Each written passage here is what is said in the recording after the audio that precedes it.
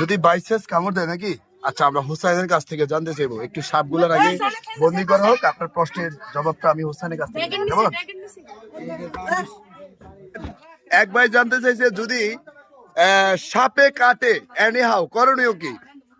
যদি হাতে কাটে এই জায়গায় বান্ধিয়া সোজা জেলা হসপিটালে যেয়ে ডাক্তাররা আগে বলবে রক্তটা ব্লাডটা পরীক্ষা করতে, ব্লাড পরীক্ষা করে এরপরে ভ্যাকসিন।